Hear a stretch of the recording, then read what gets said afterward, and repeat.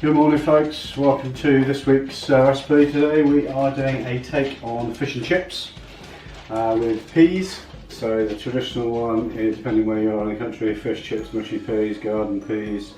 We are basically doing some cod, which is going to be breadcrumbed. I'm going to put some seasoning into the breadcrumbs to get some flavours going on there. We've got chips, which are going to be made from swede. Sounds a bit strange, but we're going to give it a go because, as I say, we're missing out the carbs and swede is a brilliant alternative. We're going to use frozen peas, which I'll show you in a moment, and we're going to do those minted. So it's a take on fish and chips.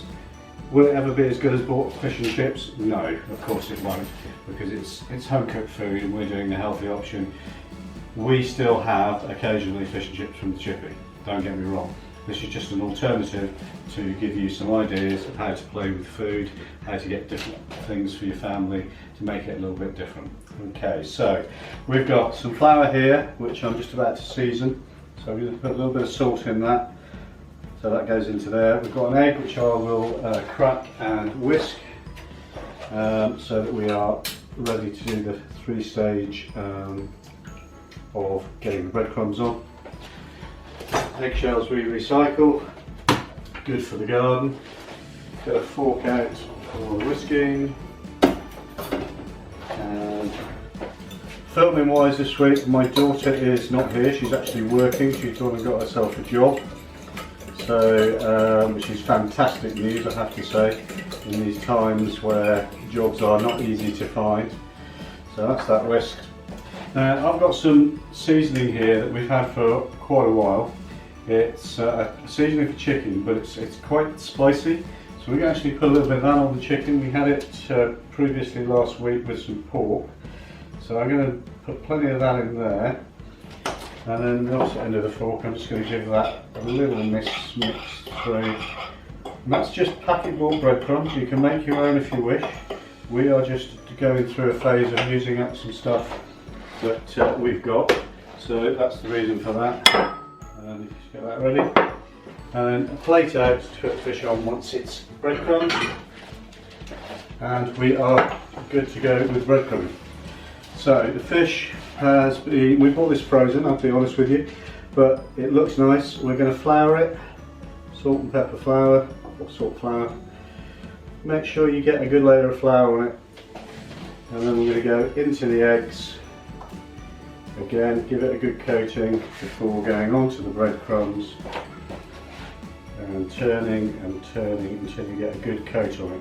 Some people will say do a double coat. If you want to do a double coat, feel free. I'm going to do single because it's less breadcrumbs for us, less carbs. So from our point of view, it's all good. If you're doing a lot of this, you might want to do the one hand method, so you use one hand for doing one hand for doing the wet. Because I'm only doing 3 or 4 pieces, then basically I am just going to do that as is. 2 and third one. There's only 3 of us in this family, but I'm going to do all 4 pieces because we will probably eat them. Once this is rested and it's all stuck, then I am going to pan fry it so that we get a nice finish on it, golden. Okay, last piece. Breadcrumbs, flour,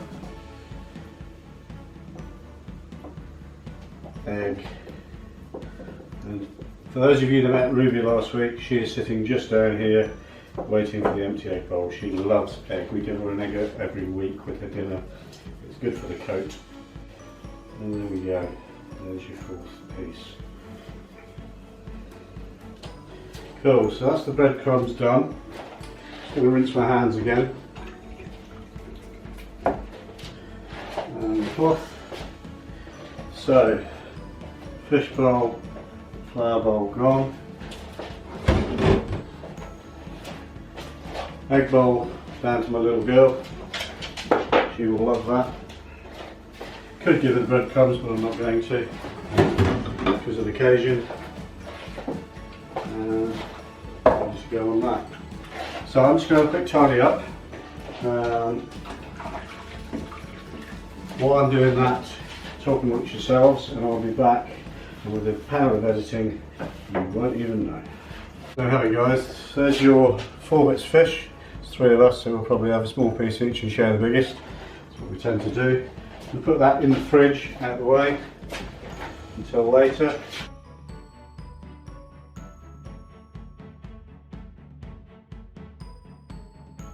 Moving on, we are next going to prepare the chips. So we've got a roasting tray. I want to line that with oil. Give it a good dosing because we want to get these so they're crispy. So a good dose of oil. And then before you actually put them in, a good few pinches of salt as well. You want these to soak up the flavour, and then some pepper. This is how I normally do salt and pepper chips with normal potatoes. So the theory is the same. We'll do that again in a moment, but I'm just going to pop these all in here.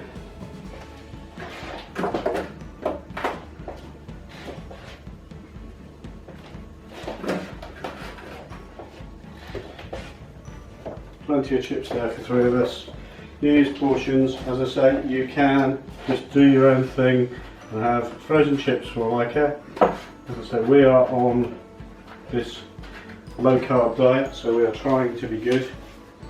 It's not easy sometimes. Once you put them in the pan, another good dose of oil. And that's that. And a little bit more salt and pepper. You can season these with pretty much anything you want. If you want herbs, you can put herbs on and spice. We love salt and pepper chips. So we're going to try to achieve exactly the same thing. So there we go. Sweet chips.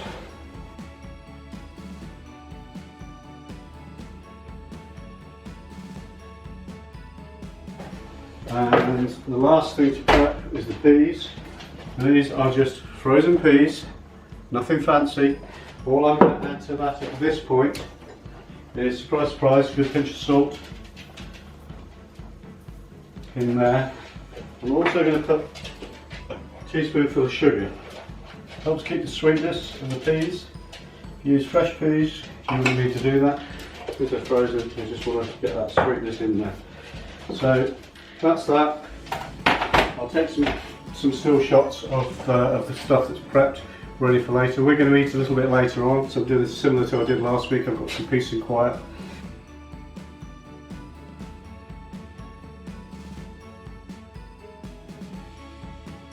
Regarding last week, sincere apologies for the mess up on the filming. We lost about 5 pieces of film, which is why it looks a bit strange as far as the ending of the film was done. So sincere apologies. We're going to do our best not to lose anything this week. When I get to the cooking point, I will hopefully have my other camera set up like I did. As I say, I'm on my own today. So we're going to take a break now. Ruby's finishing off the egg. I'm going to take a breather, tidy up, and then I'll come back to you when I'm ready to cook. Cool, see you later, take care. Hi guys, welcome back. So it's now 20 to 5. We're going to have dinner at around 5:45. The chips that we've done here, they take quite a while to cook, so I've got the oven on 200. And I'm going to whack them in now. I'm going to give them a little bit of a shake.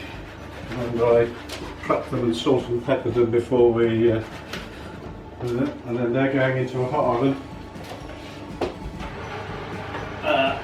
Initially on the bottom at 200 degrees.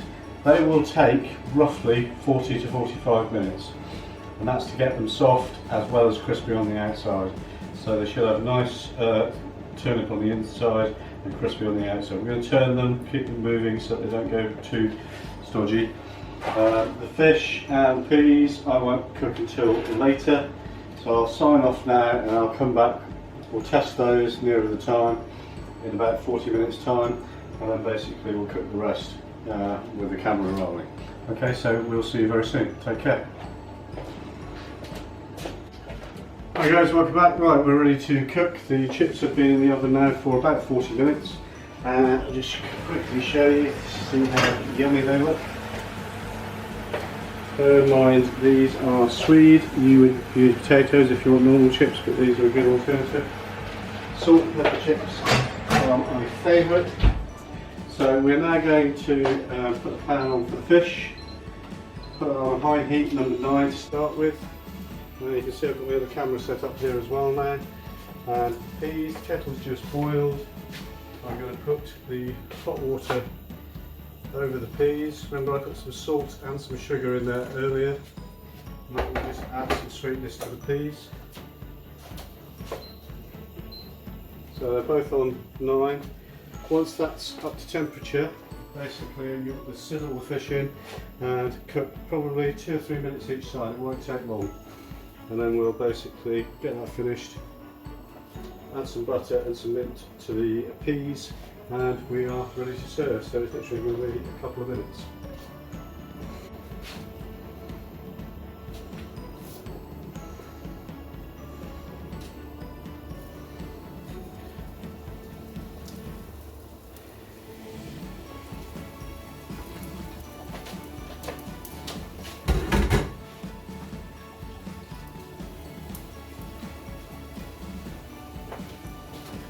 So you can just see this starting to sizzle, and basically as soon as that's had 2 or 3 minutes on one side, we will turn that over. The peas are just starting to boil. I've got the butter there ready, and we will be, as I say, good to go.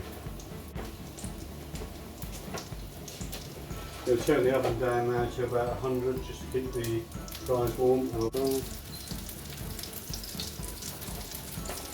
The fish is starting to make that loud sizzle noise now, so I'm going to turn it down from 9 to 8, just so they don't burn. Maybe even 7. You judge it by your cooker. Each cooker's different, and you can see this is sizzling well. And when they get turned over, if you have really thick pieces of fish, then you can start by doing both sides like that, and then put it in the oven for 5 or 6 minutes on high temperature, and that will just make sure it's cooked all the way through.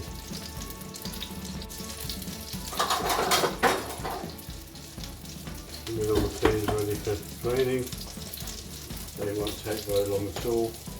The danger here is trying to turn them too quickly. You just got to let them, trust yourself that they won't burn. As long as you haven't got the temperature too high, they won't burn. Famous last word. I'll turn these over now and you wait.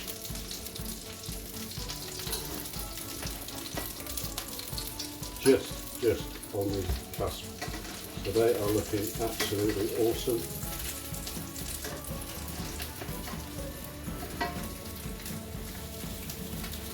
Just that golden brown edge.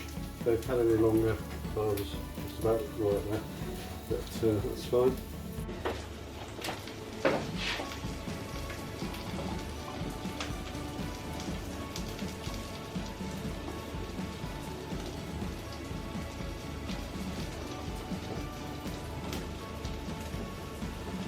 Okay, so peas are done. I'm going to add a little bit of mint jelly to that. You can use fresh mint if it's in season, or you can use mint sauce. Jelly melts nicely into it, gives it the liquid as it's melted. And then also a very small amount of butter. Like so.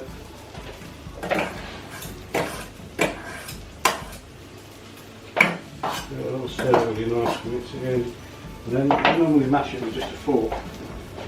You're not trying to turn it into a puree, you're just trying to squish it a little bit so that you get the mint and the butter all the way through the peas. And the smell of that mint going through is awesome. If you don't like mint, don't put it in. You can put some tarragon in, you can put some basil in, and just put butter in if that's what you prefer. Or if you want to serve it with mushy peas, you can do mushy peas to go with it. I think there's only one of us in this house that is a fan of mushy peas, which is why we do crushed like this. And there we go, you can see now you've got crushed, a few of them are broken up. You've got the smell, is absolutely beautiful. Pop the lid on that. check the fish. Yeah, that is cooking nicely. Now, ready to take the chips out of the oven. That fish will be ready as soon as, yeah, people there. I'll take the oven off.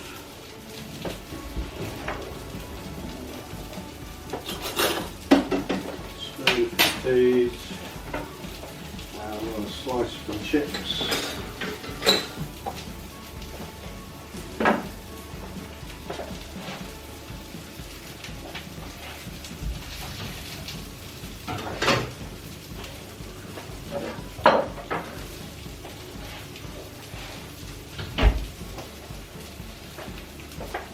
A few chips on the plate,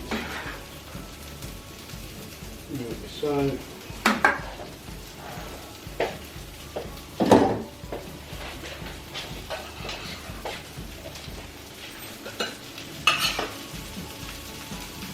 Peas, one piece of fish.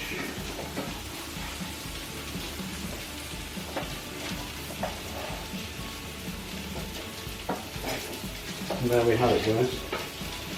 One home breadcrumbed fish with sweet chips instead of normal ones, minted peas. You can do combinations thereof as what you want.